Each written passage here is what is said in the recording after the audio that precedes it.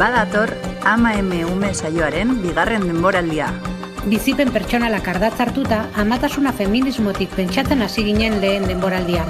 Eta aurten, aritu eta adituekin jarraituko dugu amatasunez, gurasotasunez, eta horren eragina duten faktoreez hitz egiten. Urriaren 29tik aurrera, asteartero, Ama eme ume saioaren bigarren denboraldia 11 telebistan.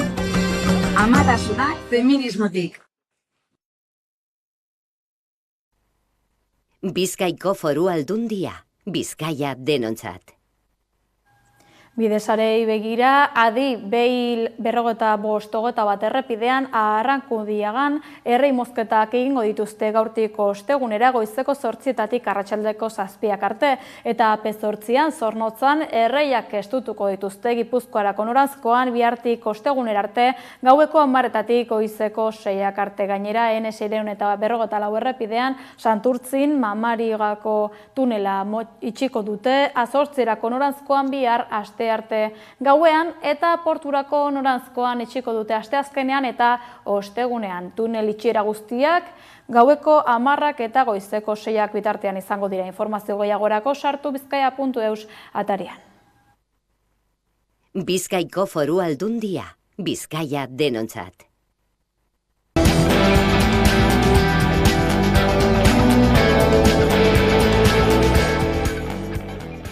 Hego Euskal Herriko hiriburuetan elkarretaratzea gauzatu dituzte sindikatuek Palestinaren aldeko elkartasuna adierazteko.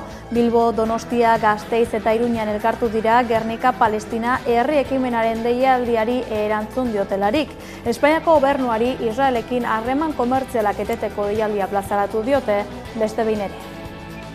Gure azkeneko interpelazioa langile klaseari, sindikalgintzari eta nazioarteko sindikaligintzari. Presionatu ditzagun, aktibatu ditzagun gure eskura ditugun presio mekanismo guztiak, nazioarteko komunitatea presionatzeko behingoagatik konponbide integral baterako negoziaketak abiatzeko, Palestina libre bat bermatzeko eta preso eta ieslari palestinarrak behingoagatik beraien etxean libre eta aske egoteko. Gaur hemendik ere aipatu den bezala, Hasan Al-Khatib laguna gogoratu nahi dugu. Gernika Palestinaren laguna marrazkilaria atzo Israelen bombak erail zuten 10 pertsonekin batera, eta berak hainbat aldiz Gernika Palestinaren deialdiak eta Euskal Herrian egiten ziren mobilizazio eta deialdiak Palestinan zehar eta mundu osoan zehar zabaltzen zituen. Eta gaur hemendik gure omenalditxo bat eskaini nahi dugu. Milaka herritar gerturatu ziren pasaden larun batean Gernikara, Urdai ibaien aurreikusitako Guggenheimen makroproiektuaren inguruko gaitzespen argia islatzeko asmoz. Guggenheim Urdaibai Stop plataformak antolatu zuen manifestazioa eta herritaren hitza eta parte hartzea aintzat hartu behar dela azpimarratu zuten bertako kide. Eskualdeko etorkizunari begira, behar dugulako zerotik hasi ganorazko diagnostiko bat egin eta herritarron hitza eta parte hartzea aintzat hartu. 21. mendean bagaude, ja hasita ez da, eta sasoia da gobernantza deliberatibo bateri bidea emoteko, aintzat hartuz ere biosfera reserva batetan gaudela. Izan ere diseinatuta daudelako jasangarritasunean proiektuak eta garatzeko, ez da? Eta batez ere gobernantza eredu berriak jorratzeko.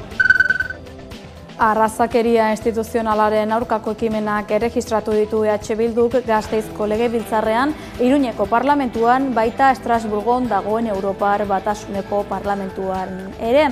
Euskal Koalizio Subiranistak Europa mailan deportazio zentroak ezartzeko proposamenaren inguruko kezka agertu duala.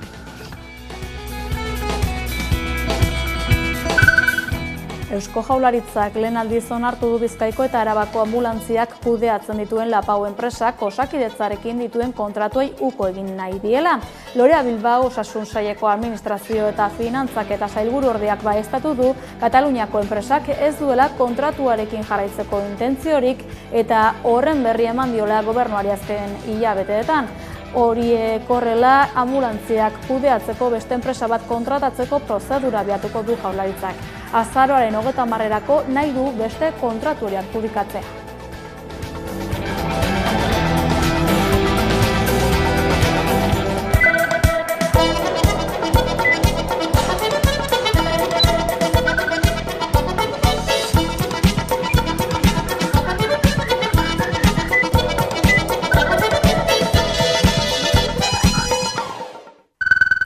Gabon deitzuela guztioi, Bilduk giza eskubideen aldeko ekimenak erregistratu ditu Gasteizko, Iruñeko eta Estrasburgoko erabaki ganberetan. Koalizio sobiranistak Europa mailan ezartzea proposatu den deportazio zentroen inguruko kezka agertu du arrazismo instituzionala islatzen dutela azalduz. Zentro hauek ultraeskuinak migrazioaren inguruan dituen planen barne daude eta Italiako gobernuak adibidez ireki du bat jada Albanian.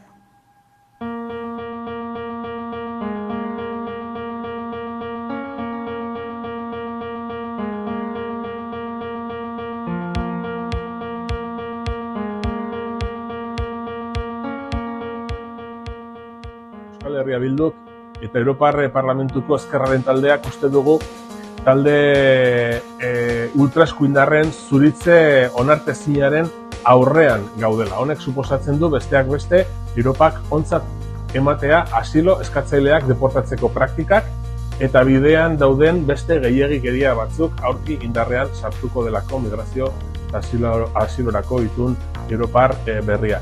Dudarik gabe, ultraeskuinari aurre egin behar zaio, bai Europan zein Euskal Herrian ere.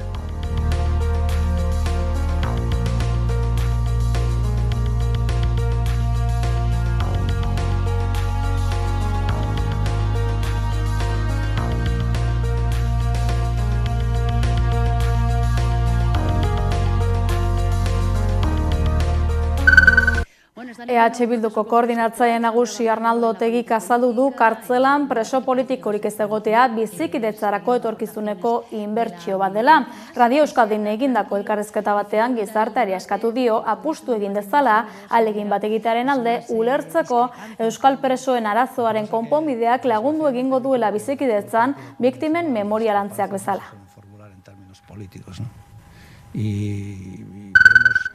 Eusko Alderdi Jeltzalearen lurralde zuzendaritza exekutiboak berritzeko prozesuak aurrera diraute. Bizkai eta Araba buru batzarreko arduradunek jakinarazi dute pasaden asteetan zehar ez dutela agintaldia errepikatuko eta ostiralean Joseba Egibarrek Gipuzkoa buru batzarreko arduradunak ere adierazi zuen ez dela postu honetara berriz aurkeztuko. Datorren azaroaren 23 eta 24an amaituko da erabakitze prozesua.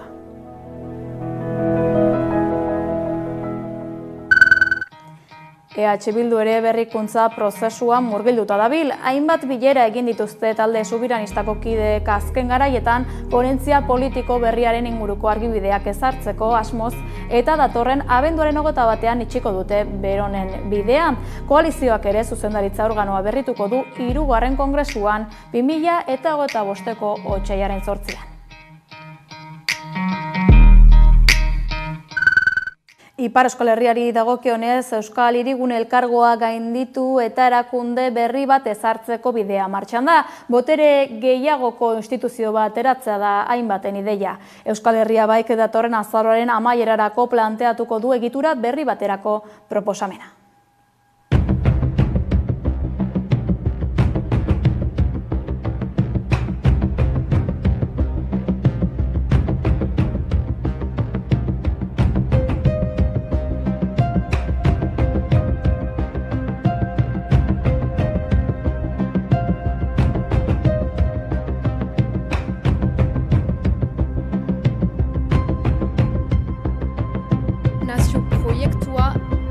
Erraldaketa soziala eta gure komunitatearen egituraketa indartzeko garaia da.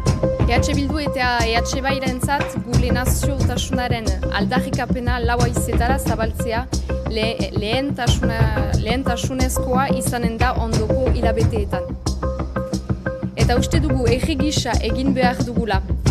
Ahalik eta indar gehienak metatuz eta herritarrak aktibitatuz bide horretan.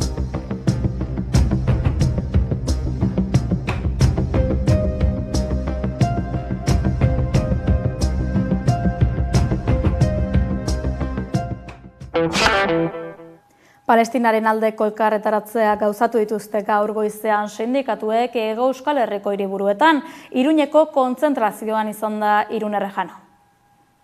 Euskadiko eta Nafarroko sindikatu guztiek bat egin dute Gernika Palestinak egin duen deialdiarekin lehenengo aldiz. Euskal Herriko hiriburu ezberdinetan egindako mobilizazioekin. Beste behin, dei egin dute Espainiako gobernuari harreman komertzialak eteteko eta su-etena eskatu dute. Gernika Palestina ekimenan, Mahasen Al-Hatib gaztearen heriotza salatu dute Israelek Jabalian, Gazako iparraldean egindako eraso batean. Ilustratzaile palestinarronek eskerrak eman zizkion Euskal Herriari orain arte egindako mobilizazioengatik eta kolaboratzailea izan da. Gernika Palestina herri ekimenak luztatutako deialdiarekin bat egin dute Euskal Herriko sindikatu guztiek. Eta Bilbon, Donostian, Gasteizen, Iruñan eta Tuteran mobilizatu dira Palestinaren alde eta genozidioaren aurka egiteko. Sindikatuek adierazi dutenez, Euskal Erakundei eta enpresei deia luztatu diete, Israelekin dituzten harreman komertzialak eteteko, hitzetik ekintzara pasatzeko. Bilbon egindako ekitaldian, argi utzi dute Europar Batasunaren eta Amerikako Estatu Batuaren babesa duela Israelek eta honekin amaitu behar dela. Palestinak gure elkartasun osoa behar du, baina batez ere konponbide bat behar du, eta gu gaur hemen aldarrikatu nahi duguna da bide diplomatikoak zabaltzea, berehalako su-etena, eta palestinarren eskubide nazionalak erdigunean jarriko dituen konponbide integral bat egotea, Palestinaren kolonizazio eta okupazioarekin amaituz. Iruñean, dei egin diet herritarrei mobilizazioekin jarrai dezaten. Gure azkeneko interpelazioa langile klaseari, sindikalintzari eta nazioarteko sindikalintzari. Presionatu ditzagun, aktibatu ditzagun gure eskura ditugun presio mekanismo guztiak, nazioarteko komunitatea presionatzeko bingoagatik konponbide integral baterako negoziaketak abiatzeko, Palestina libre bat bermatzeko eta preso eta ieslari palestinarrak bingoagatik beraien etxean libre eta aske egoteko. Mobilizazioetan minutu bateko isilunea egin dute Mahasen Al-Hatib ilustratzaile palestinarraren hilketa salatzeko. Gernika Palestinarekin kolaboratzailea izan zena.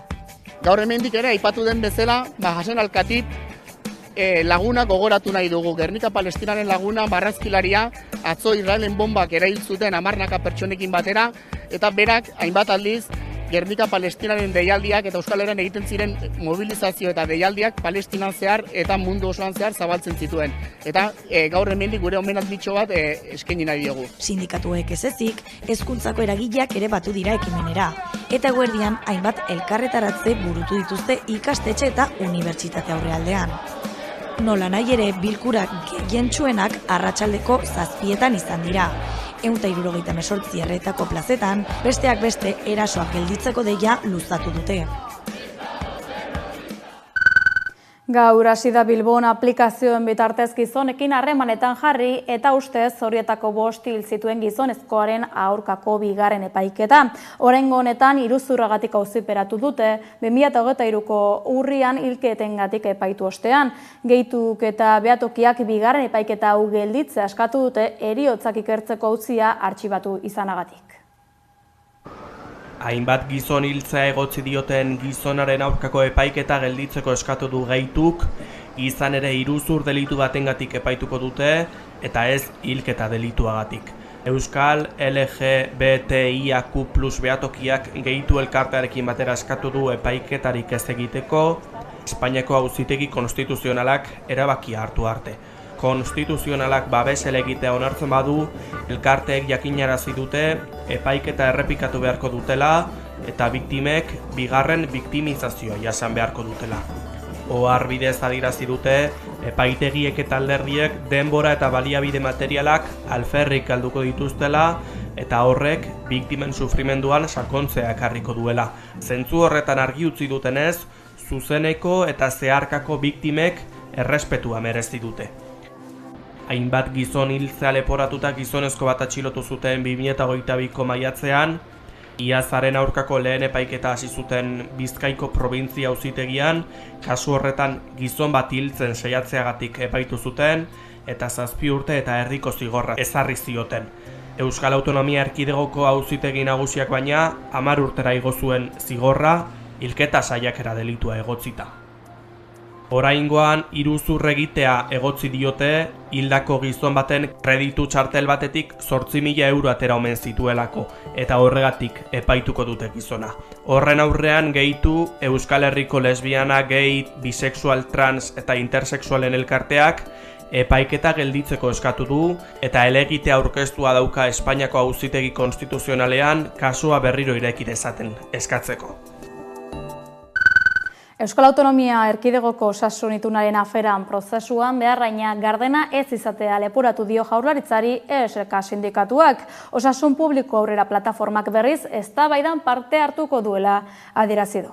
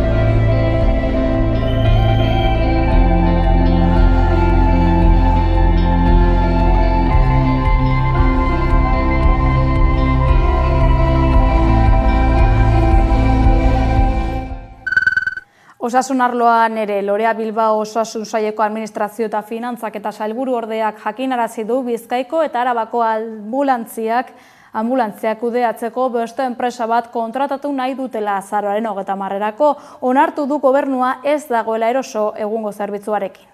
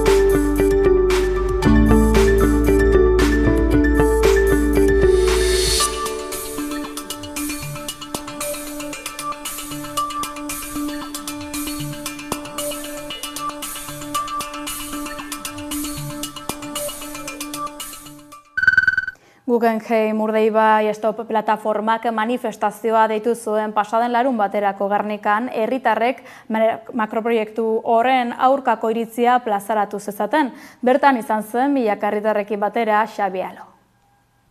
Milaka herritar Gernikan batu dira gaur Guggenheim Stop Urdaibai plataformak deitutako manifestazioan eta antolakuntzatik eskari zuzen agintari publikoei bihar bertan proiektu hau bideragarri bihurtzeko egiten dabiltzaten urratz administratibo eta ekonomikoak bertan bera utzi ditzatela.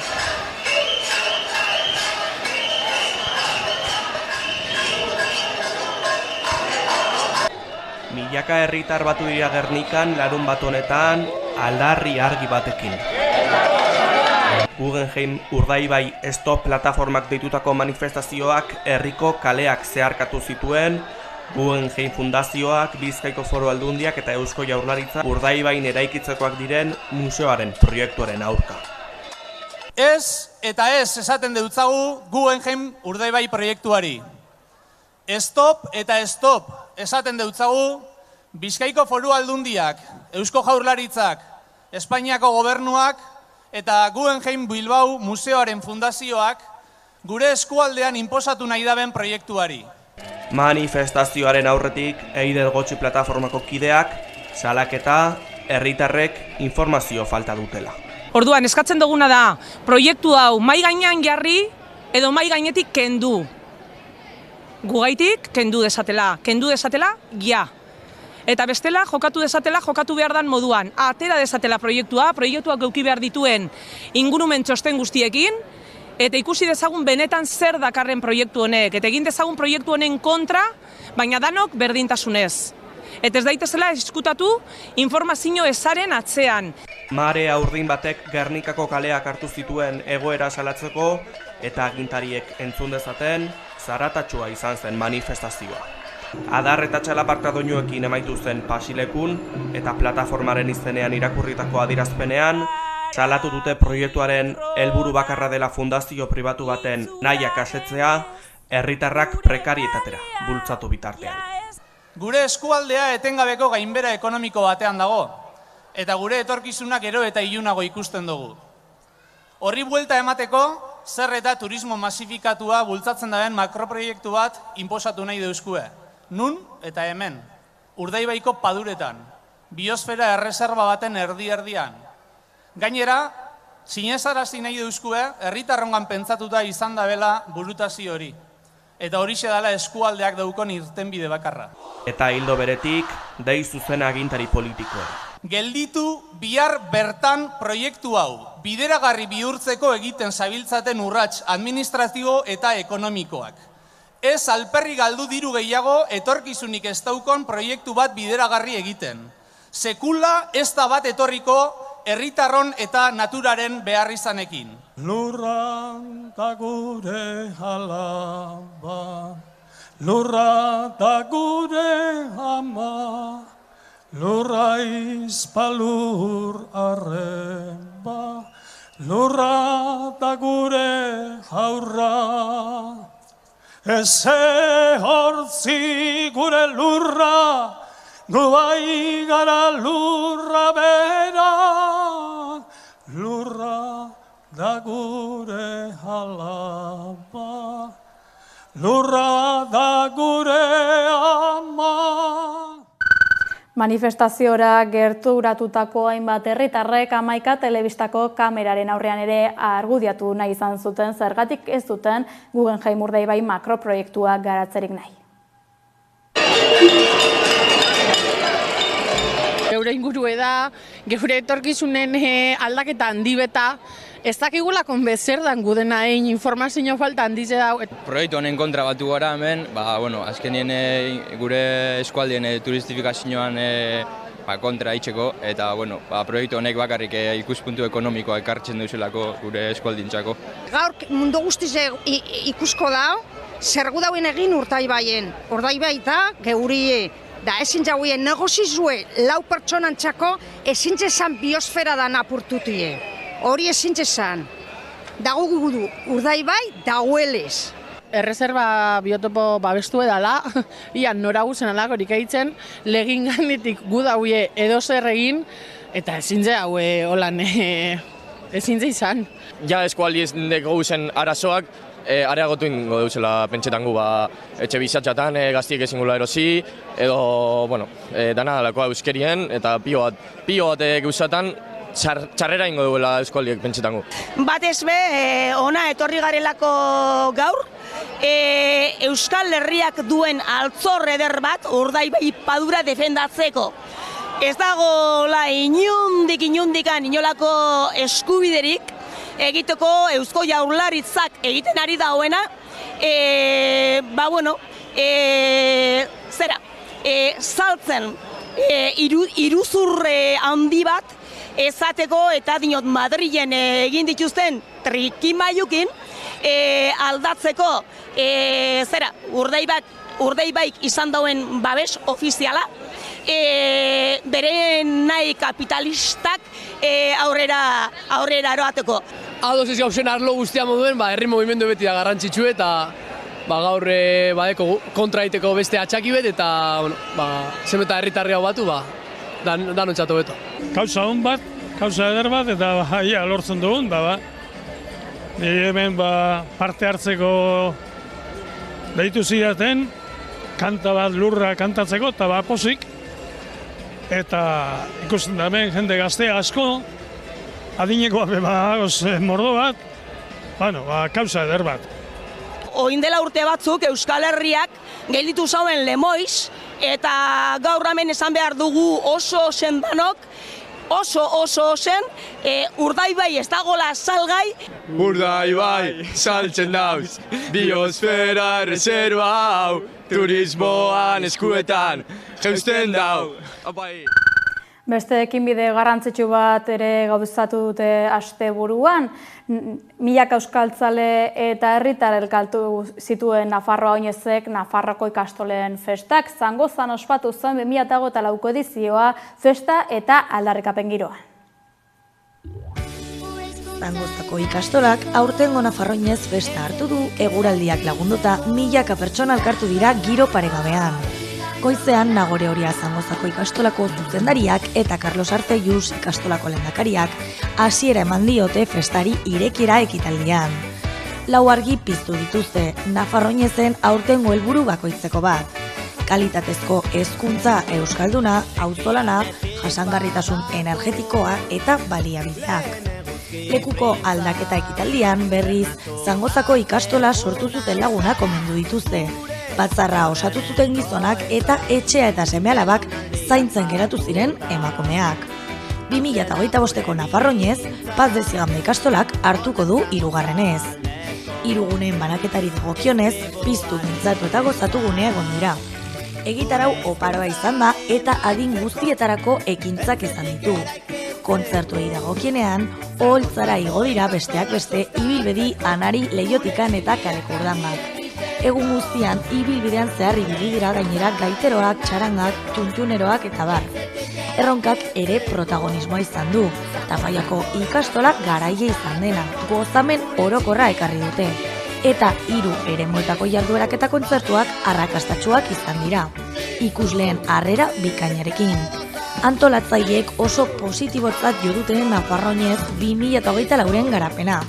Bertaratutakoen konpromisoa eta jasotako babesa eskertu. Duela 2000 urte baino gehiago idatzitako inskripzio paleo-hispaniko bat aurkitu du Nafarroako kultura zuzendaritza nagusiko ikerketa taldetako batek aierdi 8 meategian lantzeko mehatzaremuan. Hala jakinarazi du Nafarroko gobernuak gaur zabaldutako arbatean. Bertan zehazten denez, Nafarroko iparraldean ezaugarri horiekin egin den lehendabiziko aurkikuntza da eta Iberiar penintxula osoan meategi barruan aurkitu den bakarra. Halaber, oharrak dioenez, ikur bilduma paleo-hispaniko batean 3 inskripzio aurkitu dituzte eta ikertzaien transkripzioen arabera IKAE edo IGAE irakur daiteke. Aurkikuntzaren lekua kontuan hartuta bertan lanean ibili diren adituek uste dute inskripzioak baskonikoak izan daitezkela eta ikai hitzarekin lotu dute Arnaud Oiernart euskal poetak 18. mendean erabilitako, 17. mendean erabilitako hitza nola nahi ere, azalpen horrekin batera aurkikuntzaren arduradunek esan dute garai hartako hizkuntzen errealitateari buruzko datu gutxi daudela kontuan izan da, inskripzioak baskonikoak izan daitezkenaren hipotesia zuhurtzia sartu behar dela. Bilbon pasaden uztailean jarri zen martxan, Donostian datorren urtarrilaren batetik aurrera izango da abian, eta orain Gasteizko udalak Euskal Autonomia Erkidegoko hiriburuan 2025ean emisio txikiko eremua ezarriko dela jakinarazi du. Gasteizko udalak 2025ean martxan jarriko duen emisio txikiko eremuari buruzko zehaztasunak eman ditu. Tokiko gobernu batzordeak eremu horretara sartzeko ordenantza arautzailea onartzen denean, lehen fasea 2025ean bertan abiatuko da. Fase honetan, Gasteizko alde zaharrean eta zabalgunean mugatuko da autoen zirkulazioa. Zenbait salbuespen kontuan hartuta ala nola egoiarrak, negozioetako ibilgailuak, zamalanak edo mugikortasun urriko pertsonen ibilgailuak. Egoera hauetan dauden ibilgailuetako titularrek izena eman beharko dute eremuan sartzeko baimena eskuratzeko. 2027an emisio txikiko eremua zabaldu egingo da, eta ingurumen etiketa ez duten ibilgailuei sarbidea debekatuko zaie. Udalak errenta mailari eta erretirotik gertu dauden profesionalen ibilgailuei buruzko salbuespenak aurreikusi ditu fase honetan. 2030erako B ingurumen etiketa duten ibilgailuen zirkulazioa debekatzea aurreikusi du Gasteizko udalak. Eremua 30 kamaren bitartez kontrolatuko da eta arau hauste larritzat hartuko da baimenik gabe zirkulatzea. Izan ere, larritasunaren arabera, 80 eta 200 euro arteko isunak jarriko dira zirkulazio baldintzak ez baldin badira errespetatzen. Nazioartean ekialde hurbilera gerturatuko gara beste behin ere, 150 pertsona hil ditu Gazan pasaden asteburuan Israelgo armadak. Libanoko hiriburua ere bombardatu dute sionistek eta argitara irten da Iran airez erasotzeko intentzioa dutela adierazten duten txostena ere.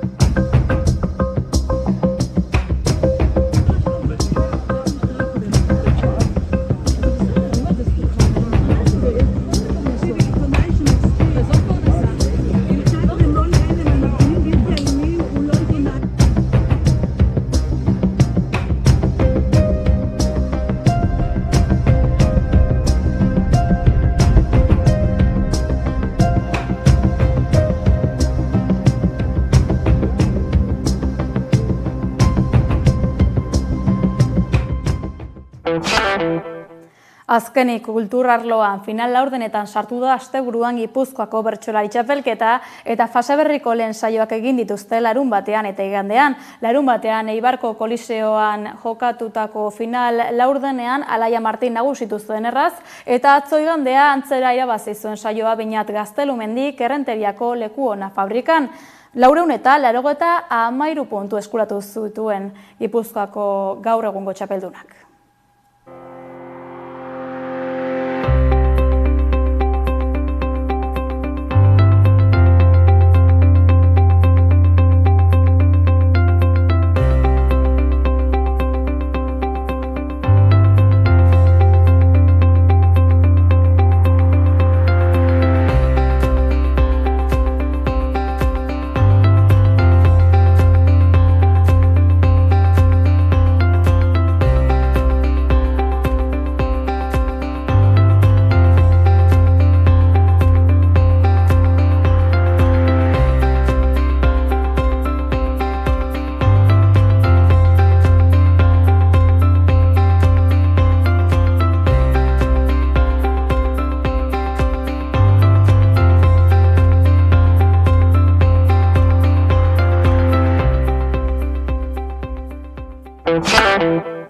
Argitu ez suntsitu lelopean, Iruña Beleiako aztarnen benekotasunaren aldeko laugarren kongresua egingo dute hilaren 26an Durangon.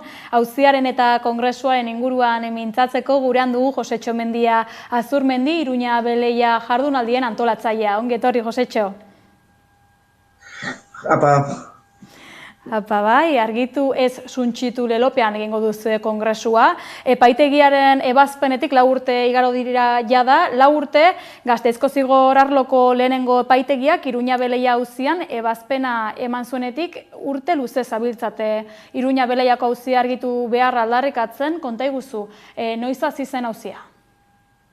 Bai, zu esan bezala denbora asko damakio auzi hau, guain dela 18 urte hasi zen. Eta arestio epaitegitan eta ibili da, baina sekula santanez behar tokitan, hau da laborategitan. Eta esan bezala epaile eman zan, baina epaile oraindik ere gaur da eune errekurrituta duna. Baina inungo proba arkeometrikorik, hau da laborategitan ez zaizke probaik egin, benetan ziurtatzeko bertan topautakoa, benetazkoa, ala gezurretazkoa ote da. Eta hori funtsezkoa irutzaigo, ez da auzi judizial bat, baizik eta auzi zientifiko bat beharko luke izan. Hain zuzen ere, epaileak grafituak faltsuak zirela ondorioztatu zuen eta agiriak faltsutzeagatik eta iruzurra egiteagatik indusketako arduradun Eliseo Gil eta haren laguntzaile Ruben Zerdan zigortu zituen. Denbora aurrera igaro arren, zuek argi duzue, piezen egiazkotasunaren aldekoak zarete. Nik pertsonalki sinizet benetazko dila, baina nik ez dut hori ziurtatu. Nik eskatzetena da proba arkeometriko batzuk egitea. Hau da, batetio, badare hainbat grafito, kostrakak dituzte, grafito horien bere gainean karbonato kaltzikoa dutena. Beraz, laborategi batek esatea dauke, karbonato kaltziko hori benetazkoa da nala ez. Benetazkoa baldin bada, azpin idatzitako guztie benetazkoa da. Badaude beste hainbat, arreilun idatzitako dienak. Termoluminiszentzia proba batek esango diun noiz egosidan ladrillo hori. Idatzitakoa horren letra sakonak indaunez, idatzi behar izan zen guztin ezan bitarten. Beraz, termoluminiszentzia probak esango diun noiz egosidan eta noiz indan grafito hori. Beste batzuk dare, beste idazki batzuk dare ezurren egin da.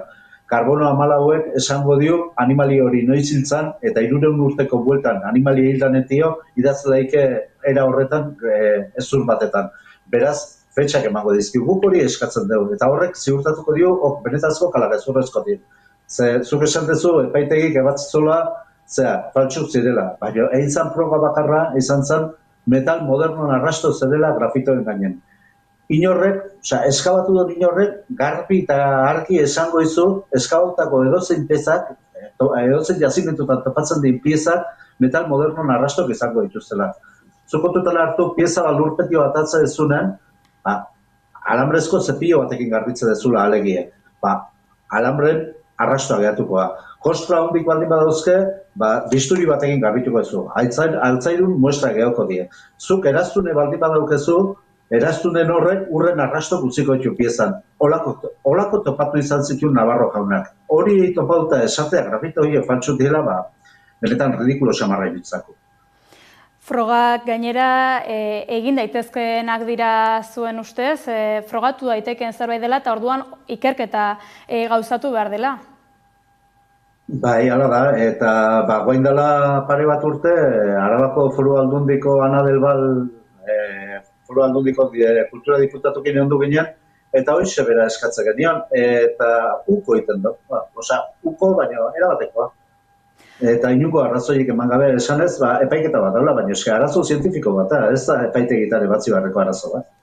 Kongresua antolatu zuen gainera, Iruña Beleia Euskal Arkeologiaren eta Hezkuntza Laritzaren ardatzetako badela ere aldarrekatu izan duzue, zer da aztarnategi hau zehazki zuentzat? Bueno, aztarnategi hau altxor bat Euskal Herrindako, bai topaldin gauzan gatio eta topal litezkena gatio ere. Eta hor argazki baten ikusten ari naiz, zirko baten izan litekenaren arrastok darela, eta beste hainbat gauza bat, baina kontutan hartu behar dugu, erromatar garaien daun irik haundien, gaur orte topoldan irik haundina dela, hor altxor bat daukeu. Baina benetazko sarraski egiten nahi die, joandaneko 14 urte hauetan, bai Euskal Herriko Unibertsitateak hartu zonen eskaboda sartzen hasitzen aztarnategi honetan, eta iazko urten hasi eta gaur arte kuark enpresa, Arabako Foru Aldundin esku daun kuark enpresak behaldiko txikiziokin ditu eskabadora erabiliz. Epaitegita jo izan dugu eta ez digute bate jarratik egiten, arrazoi gainea benetan lotxagatik. Beraz, nola dago orain aztarnategia, esan berri duzun bezala, txikituta dagoela diozue, Arabako Foru Aldundiak kontratatutako enpresa batek egindako lanaren ondorioz, konta eguzu gehiago? Bai, aztarnategi honetan kuark enpresa ari da lanen, eta nik, hilabetero bertan bisita gidatu bat ematen dut, eta iazko urte guztintzear ikusi dugu aztarnategiko 4 eremu ezberdinetan behaldiko txikizioak dituztela. Ideia bat egiteko adibidez, ate txiki ingurun, 250 metro karratu eskabadorakin industu dituzte, kakotxo tarten jartzen dut, 4 metroko sakonerea 250 metrotan eskabadoratekin 15 bueltan atera dute.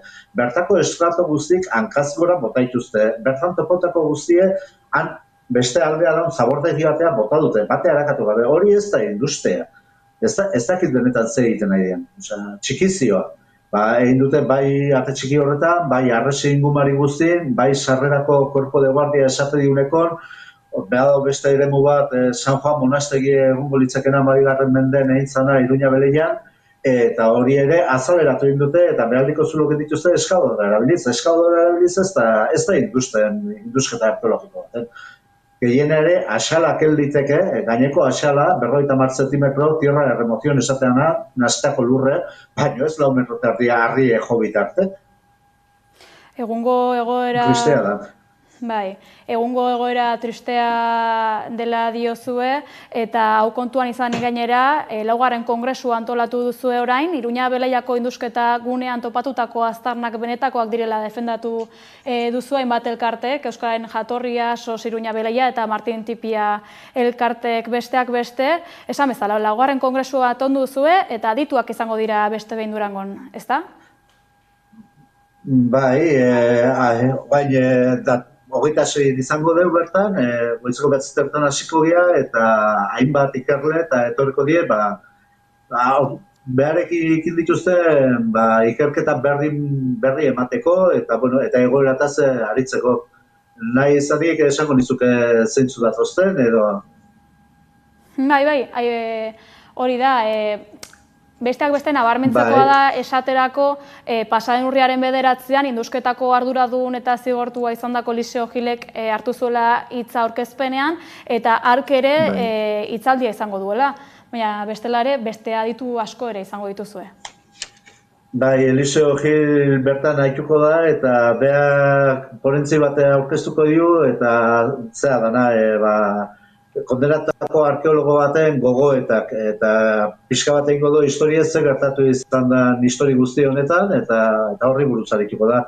Baina goizik hasita Joseba Lizeaga adibidez biologia lizentziatu danak eta berak egindako lan bat da estadistikak eta erabiliz ea zenbat esku dauden grafito, zalantzan daren grafito horien atzen. Ondoren Xabier Gorrotxategi geografia eta historian doktore dan arkeologoa arituko zaigu, baita Silgo Gautxe, doktorea geografia eta historian ere, eta honek adidez arresin topautako hainbat euskal eta latinezko inskripzioetaz arituko da.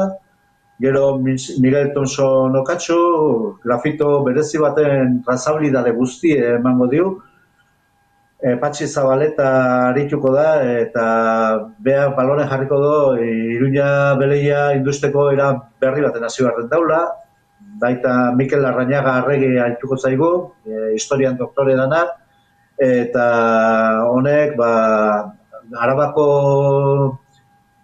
Foru Aldundiko berritzaileek topatako pieza baten historia kontako ikusgarria dana benetan, hori topatu azarrategitik zalaparta sortu zanen pieza garbitzen hasi zien azarrategitik eramandako piezak eta pieza berezi bat topautzen. Zein izango zen Foru Aldundin erantzuna utzi garbitzen. Eta arezio ez daki gehiago kaja horiei buruz. Honen ondorenen Juan Martin Eleskuru haituko zaigu, Euskaldun berantiarrei buruz, arratsaldeen neone hasiko naiz, suntxiketan berri emango dut, bertan gertatzen nahi suntxiketanak, Eliseo Gildeno izan duen bezala, eta mai ingurue eta komunikazioan tarteare izango du, kongresu iria maiera eman ditzateko. Informazio dexente larazeko diezu herritarrei beraz 4. kongresu honetan, 4. da esan bezala, nolako harrera izan duzue urte luze hauetan herritarren aldetik? Kosta intzaigu herritarren gara iristea, komunikabide asko nolabaiteko boikota esan genezake edo egin digutelako. Ematero gauzak aldatzen hasita dela, eta zuei adidez esker milatzea aukera hau ematea tio. Baina azarrategita eta bisitak idatu, esan bezala ite ditugu, hilen behin, hilabeteko lehendabiziko igandetan, hilabetero bisitak idatu bat dugu, eta milaka jende pasa izan da bertatio 14 urteotan, eta harrera oso na jenden gandik. Urte luzetako auzia bada ere, bada oraindik lana egiteko, aurrera begira, nola aurre ikusten duzu auziaren egoera? Egoera, alde batetio oso tristea da, kasu esateko. Iaz hasitako azkeneko eskabadorak egindako triskantzak eta salatzeko, deitu genien propio idatziz euskal kulturaren hainbat eragile. Esan dezagun, Arantzadi, Eusko Ikaskuntza, Euskal Herriko Unibertsitatea, Nafarroko Unibertsitateri, Euskaltzaindiari, ez gendun ez da erantzunik jaso. Horrek etxituita zaitu neurri baten, baina beste alde batetik garbi dago gogotsu gaudela aurrea jarraitu alitzateko, eta kongresu honetan ere, zatitxo bat utziko dugu, gogoetak egiteko, ikusteko ze bide berrik jorrau leitezken honek aurrea jarraitu dezan, eta garbi euki tinko jarraituko deula.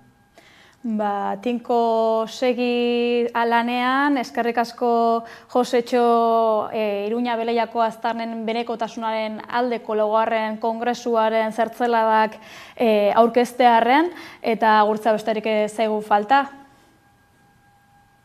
Oso, no? Nahi dezuen arte, hemen izango dira. Elkarrizketa berezi bat ikusteko aukera izango duzu jarraian, jakina daia da zuzendari berria dugula Hamaika Telebistan, Iñaki Uriari lekuko hartu dio Ainhoa Jauregik. Naiz irratian izan dira biak, adi esandakoari.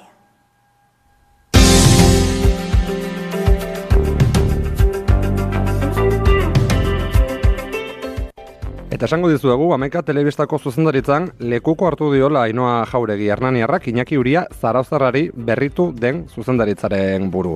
Orain arte egindako ibilbideari erreparatu datorrena aurre ikusteko eta une honetan proiektu komunikatiboa zertan den jakiteko, gurera gonbidatu ditugu Ainhoa Jauregi eta Iñaki Uria, egunon bioi, eta mila esker naiz irraterainoko bidea egiteagatik. Egunon. Lehen galdera, pasaden astean aurkeztu zenuten zuzendaritza berria Zarautzen, ez dakit zer mozko izan den trantsizioa edo oraindik ere trantsizio beten zaudeten? Bueno, ondo juntzan eta trantsizioan bagaude. Proiektu berria martxan jartzen, baino aldaketa, zuzendaritza aldaketa gebiltza denbora batean, urte bete eskaz, esango nuke hortikan, haseinan ja pixkanaka mai gainean jarrizun, Iñakik, ja bazi joala, juna izula, eta tokatzen zala, bai, bueno, une gorrak ondia, baina ondo jundala esango nuke. Zuzendari berriari galdera, nola heldu zitzaizun proposamena, eta nola heldu diozu erronkari? Justo trantsizioan zehar gertatu zan, zan hasiera batetikan buruan ninegola, edo hasi ginen aholkularitza batekin, bai barne antolaketan eta bai lekuko, bere erretirai behi da jartzen, eta horraz izan pixkanaka, beak uste hori beak esango, baina uste beste pertsona batzuk tanteatu zitun. Bai, hasi, ez da berria, uendala 3 urte janik administrazio kontseiluan plantatu nun, etorri bartzala, finango batzuk initzein nun, kanpoan baten edo beste tanteatu nun, baina egia da, Ainhoak esan du bezala, uendala urte bete edo ari ginean prozesu batian berrantolaketa, etxe barroko berrantolaketa batian, eta horrik ikusi genuen. Batetik bazeola ekipua, eta ekipo horren barruan ere bazeola zeinek hartu, eta orduan alde hortatik neko naturala izan da. Hori proposatu, kontseiluak onartu zuen, eta jazta. Bai, hori izan zen, eta ilusioakin hartu du, baina erantzunkizun handiakin baita. Badelako, bai. Zure iritzi Ainhoa, zein da Hamaika Telebistak Euskal Herri garaikidean jokatzeko duen papera? Hombre, hasieratik egon da eta jarraituko du Euskaren normalizazioan eragiteko uste, ezinbesteko tresnagea, beste Davidekin batera, baina guk ikusentzunezkoa izanik, eta testu inguruan nola aldatu den ikusita, uste asmatzen badegu behintzat, aukera badaukagula. Pentsatzen dugu, zuzendarien ardurekin amaituta, lasaiago egongo dela Iñaki Uria, esan duzu dagoeneko, duela urte batzuk ikusten zenula behar hori berritzekoa zuzendaritza, hainbeste urtez. Hamaika Telebistako zuzendaritzan ostean, nolakoak izaten ari dira lehen egun hauek, edo lehen aste hauek? Bueno, aste batzuk, lehenbiziko egun arraruak izan zian, etxian gelditu eta hori ez. Eta ondo, ari naiz irakurtzen, ari naiz pelikulak ikusten, ikusentzurezkoak ikusten, eta orain lehenbiziko beharra hori naukan atxeden hartu, eta bigarrena pila kargatu. Orduan pila kargatu eta gero, jungo gara ikusten. Baina, goengoz gozo. Pilak kargatuta, goizegi alda galdetzeko hemendik aurrera Iñaki Uriak egingo duena? Bai, zauruna goizegi da. Ez dakit zer egingo dugun, baina horrengoz, bai, ezke neonek ere ez dakit. Hartu atxeden eta ideiak berritu. Bi pertsonen inguruan ari gara horren izketan, baina esan dugu prozesua luze izan dela eta zuzendaritza osoa dela berritu dena. Nortzuk dira bertan daudena kide berriak eta zein enpresa edo eragile ordezkatzen? Vale. Zuzendaritza 3 lagunek osatze du. Azkenean, bueno, egia da antolaketa berrian taldeak osatu ditugu. Eta gure helburua zen ikuspegi osatu hago batekin, edo, bueno, bai, azkenean persona bakarrak ezin du denetara egon, eta orduan, Mai Motxales aspalditik ja 11 telebistan lanean ari dela, eta bera berrikuntza eta digitalizazioaren ardura darama. Gero Nintza Lustiza, fitxajea berriagoa da, hilabete batzuk daramatza, baina, bueno, eguneroko finantzen kudeaketaz arduratzen da bea. Eta gero ni gehiago kanpo harremanak, eta, bueno, eta suertatzen dian gauz guzti, baina... Pozik taldearekin? Bai, oso pozik. Zuzendaritza aldaketarekin, aro aldaketa baten inguruan hitz egin genezake, orain arte egindako lanean berrestekoa edo biak batera? Nik uste biak batea, ez da? Osea, orain arteko lanari jarraipena ematea da, baino garai berrietara egokituta. Azkenean testu ingurua izugarri aldatu da, 2006an sortu zen, ez, 11 Iñaki? Bai, enpresa bai, gero emititzen hasi ginean behatzian. Behatzian. Bai, lizentzia lortu eta barrez, baina erabat aldatu da ordutik ona. Erabat. Hori da, bardun da azkenean balioak, 11aren balioak mantentzea, euskara erdigunean mantendu eta... Osea, misioa nik uste berdina dela, baina orain daukagun handikapa edo da, eremu digitalean egon behar degula bai edo bai, ez da? Eta belaunaldi berrienekin konektatu nola bait, bat egin beraiekin, azkenen etorkizuna behaiek dialako. Esan genezake betiko oinarreak mantenduz azten jarraitza dela helburua? Azten baino, bai, momenturen baten bai baino, azten baino egonkortzen. Lehenengo egonkortu eta iritsi behargean irisgarritasunean irabazi, nik uste. Eta gero ja ikusiko du hazi, ez, baino, bai. Bai, zaila da asmatzea justu zer egin behar dan, ez? Osea, telebistan euskera zabaltzeko sortu genuen, eta gaur egun telebistan bai, baina hori da adin nagusikoentzat, eta gazteekin eta lan egiteko gehiago kontzeptua ikusentzunezkoak sarean, ez, hori izango litzake. Orduan, hor mugitu behartza, eta hor ja itxasuan zaude, itxaso ozeanikoan, eta hor benetan ez da erreza mugitzen. Nik guztionekin batera gogoratuko nuke, 11 sortu zuten sozioen izaera ezberdinak, proto zera bat ere baduela, ez? Bestelako elkarlan eta komunikazioaren munduan pentsatzeko eta alegintzeko. Nik uste hori ere badala jorratu beharreko beste arlo bat. Aipatzen dituzuen kezka horiek, esan aldizuet baita ere euskarazko irrati batean, handi batean baditugula. Iñaki, aipatu duzu 2006an jaio zala propio 11, 2009an emititzen hasi. Denbora gutxiago pasa dela dirudi, baina bai 2006ko irailean jaio zen 11, adinez, nagusia egin zaigu ondorioz. Zein egoeran dago gaur-gaurko 11 telebista? Gora bera asko izan dizkik, bat biziriziok, eta ez da gutxi, ze orduan sortu ginean hemen telebista lokalak, ze azkenean lokal bezala konsideratzen da telebista moduan, lizentziak aladia, nahiz eta gure emisio nazionala ez egiten saiatu izan duaren, eta bokazioz ala izan gaituk. Orduan zeuden telebista asko desagertu india hemendikan. Hemen esate bateako, Kanal Gipuzkoa eta lokaliak inda zerrikusi jazutenak, Kanal Bizkaia, hori denak desagertu zian. Korreo eta diarioren bueltan zeuden, telebista denak, hemen Tole Donosti, baina Bilbonte Telebizkaia eta hori denak desagertu dira.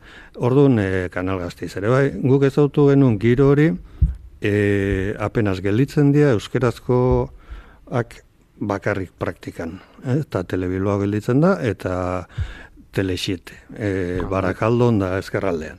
Baina beste danak desagertu india, zergatik ezin dutelako iraun gaur egun dagoen negozio modelo honekin, ezin da. Eta euskerazko, neurri batean diru laguntzei esker lortu izan dugu aurrera ateratzea, baina hori da panorama. Zintzuk dira ordea, Ainoa, 11 dituzuen behar eta premia nagusiak gaur-gaurkoz? Gaur-gaurkoz, orduko gantzekoak, ez? Baliabide ekonomikoak, azkenean. Horrek mugatzen zaitulako izugarri. Osea, guk proiektua badakigu zer egin nahi dugu, baina baliabideri gabe mugatua gabe. Orduan hoxe, nahi badugu talentu berria erakarri, profesionalak mantendu. Lantaldea ez dakita hunditu, baina behintzat egonkortu eta baldintza honetan gauza batek beste dakarrelako azkenean. Baina, behar ditugu baliabide ekonomikoak eta nik uste baita ere, erakunde publikoen implikazioak baita ere. Puntu honetan, komenigarria litzateke, akaso baita ere galdetzea, 11 bezalako telebista txiki batek, nondikan lortzen duen bere finantzazioa? Zintzua iturri nagusiak eta zenbat kostatzen den, ahalmen ekonomikori heltzea. Gehiena, asko, portzentai asko diru laguntza publikoekin, horrek ekartzen ditu baldintzekin baita, noski. Publizitatea, baina publizitatea ere beraka dijoa, eta gero duela 3 bat urte martxan jarri genuen berriz fundazio bat, 11 fundazioa, eta hor baditugu komunitateko kideak beraien ekarpena egiten dutena. Baina, ez da nahikoa, eta horregon behar du, baina horiek dira diru iturri nagusiak. Eta aurreikuspenak, hemendik aurrera? Barakatzen joan beharko dugu, abertze zer dago, zerbitzuak, beste motatako gauzetara ere igual iritsi beharko dugu, baina lehenengo egia da deialdi berrian zai gaudela. Aurreikuspenak zai gaude, diru laguntzekin, eta azkenean oinarria hor daukagu. Eta, hor ikusiko dugu, proiektua osoarekin aurrera jarraitu behar dugu, dimentsionatu, baina, bintzat... gertutik jarraituko dugu, eta... Bai. Gogoa badaukagu, bintzat. Begirada luzearekin, eta alaietik akaso ere amaitu nahiko nuke, telebistak hegemonia galdu duen honetan, baina beti ere audientziak eta ikusgarritasunak, gure kasuan audientzia baina esango dugu ikusgarritasunak agintzen jarraitzen dutenean, baina beti ere egoera komunikatibo zeharo atomizatu batean, zer behar du 11 bezalako hedabide batek egonkortzeko, gaur-gaurkoz zein izan litzateke gakoa zeuen ustez. Ni, akaso, aurreratzen ez esateak komunitatearen konpromisoak garrantzi handia dakala. Bai, komunitatearena, azkenean ze behar dugu irisgarritasuna. Eta hizkuntza gutxitua daukagun nenean, guk dena euskerazeko izan dugu, orduan gure komunitatean konpromisoa ezinbestekoa da, eta guk asmatu behar dugu modua beraien gana iristeko. Orduan, bi aldeko lana da hor. Komunitateari naiz erretetik ere helarazten diogula deialditxoa. Gurekin gaur, 11 telebistako zuzendari berri Ainoa Jauregi eta dagoeneko zertxobait lasaiago dagoen Iñaki Uria, zuzendari izandakoa. Zuri, Iñaki, segi atxeden hartzen, ideiak berritzen eta espero dugu hemendik tarte batera zure berri edukitzea. Eta Ainoa, zure kasuan, animo, segi gogor eta gauza bera hemen beti edukiko zula mikrofono bat zure zen. Oso, mi esker. Oso izan. Eskerrik asko. Goizeko 9:00 eta 28. Iritsi gara mailerara informazio gehiagorako badakizu sartu 11.eus atarian edo kuskuxatu gure sare sozialak. Bihar arte.